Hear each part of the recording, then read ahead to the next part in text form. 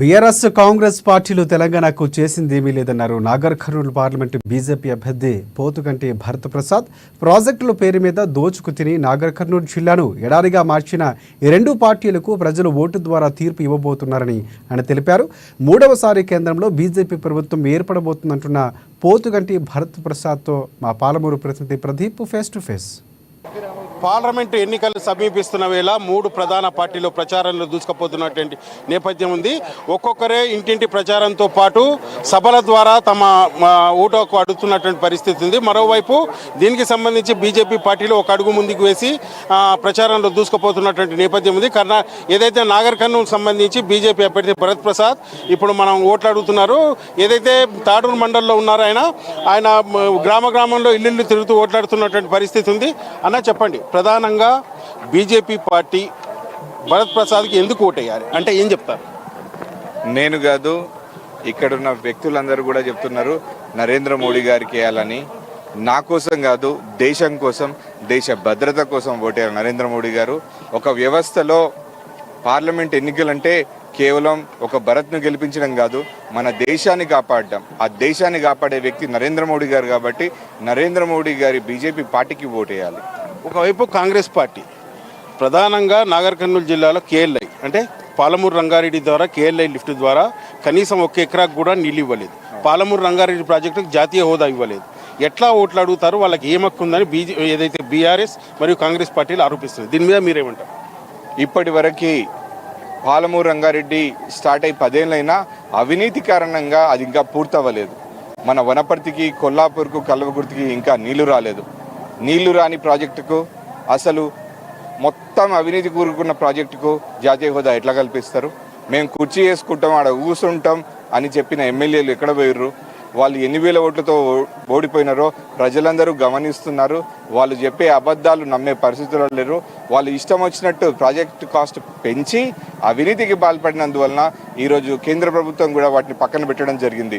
Bharatiya Janata party అధికారంలోకి వచ్చిన తర్వాత ఖచ్చితంగా దాని యాక్చువల్ రేట్ ఏదైతే ఉందో దాన్ని మరొకసారి డిపిఆర్ చేపించి దానికి ఖచ్చితంగా జాతీయ హోదా కలిగేలా ప్రయత్నం చేస్తాం. అయితే గత 10 సంవత్సరాలుగా తెలంగాణ రాష్ట్రానికి కేంద్ర ప్రభుత్వం ద్వారా ఒక్క రూపాయి కూడా రాలేదని గతంలో బీఆర్ఎస్ ఆరోపించారు. కాంగ్రెస్ పార్టీ కూడా ఇంతవరకు 1 రూపాయి ఇవ్వలేదంటుంది.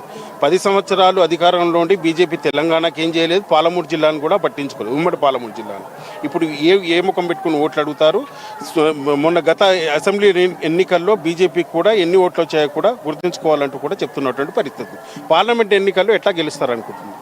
ఇప్పుడు మీరు అడిగిన మొదటి ప్రశ్నకు సమాధానం ఏంటంటే, ఇక్కడ గ్రామంలో మనం నిలబడ్డ రోడ్డు కూడా కేంద్ర ప్రభుత్వం కేటాయించిన రోడ్డే, కేంద్ర ప్రభుత్వం ఇచ్చిన నిధులే.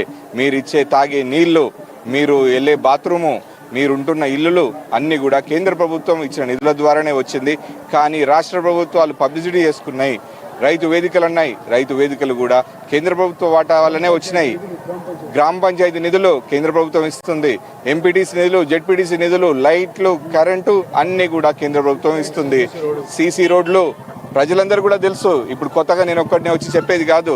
వాళ్ళని అవగాహన లేని రాజకీయం కోసం, ఓట్ల కోసం ప్రజలను డిస్టర్బెన్స్ చేయడానికి తప్ప ప్రజలు బాగు కోసం కాదు ఈ ప్రయత్నం. కాబట్టి ప్రజలందరూ గమనిస్తున్నారు. భారతీయ జనతా పార్టీకి ఎందుకు ఓట్లేయాలంటే, భవిష్యత్తులో మనకు ఇల్లులు కట్టియాలంటే భారతీయ జనతా పార్టీకి ఓటేయాలి. మన ఆడబిడ్డలకు స్కిల్ డెవలప్మెంట్ ద్వారా ఉపాధి అవకాశాలు కలిగించాలంటే భారతీయ జనతా పార్టీకి ఓటేయాలి. ఇప్పుడు మీకు తెలుసు, నాగర్ కర్నూలు పట్టణంలో మెడికల్ కాలేజ్ వచ్చింది అంటున్నారు. కానీ అందులో డాక్టర్లు ఎందుకు లేరు? కాలేజీ కట్టుకొని, హాస్పిటల్ కట్టుకొని వదిలేస్తే ఎట్లా? డాక్టర్లు ఉండాలి కదా, ట్రీట్మెంట్ జరగాలి కదా. ఎన్నోసార్లు, కొన్ని 100 సార్లు జిల్లా పరిషత్ సభ్యుడిగా మీటింగ్లలో ఆ అంశాన్ని లేవనెత్తినాం. ఎమ్మెల్యేలు సపోర్ట్ చేయలేదు. అచ్చంపేటలో ఎంతోమంది సమయానికి డాక్టర్లు లేక ప్రాణాలు కోల్పోయారు. వైద్యం గురించి ఆలోచించుకునే నాదుడే లేదు. ఇటువంటి పరిస్థితుల్లో 10 ఏళ్ళుగా ప్రభుత్వం మొత్తం ఫెయిల్ అయింది.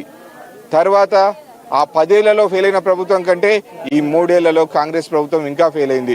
వాళ్ళు ఇస్తున్న 6 గ్యారెంటీలు ఇవ్వకపోగా వాళ్ళను ఇంకా మభ్యపెట్టడానికి ప్రయత్నిస్తుంది. ప్రజలందరూ గమనిస్తున్నారు.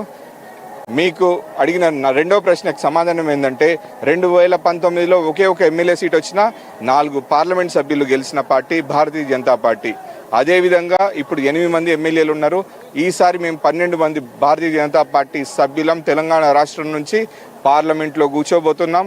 మా ప్రాంతాన్ని అభివృద్ధి చెందుకోబోతున్నాం. ఏదైతే భారతీయ జనతా పార్టీ గత 10 సంవత్సరాలు చేసిన అభివృద్ధి తన గెలుపుకు నాంది వేస్తుందంటూ రాబోయే రోజుల్లో ఎంపీగా గెలిపిస్తే వెనుకబడ్డ నార్కల్ జిల్లాలో సస్యశ్యామలం చేస్తూ అభివృద్ధి కూడా చేస్తానంటూ చెప్తున్నటువంటి పరిస్థితి. వీడియో జర్నలిస్ట్ రాజేష్తో ప్రదీప్, ANN న్యూస్.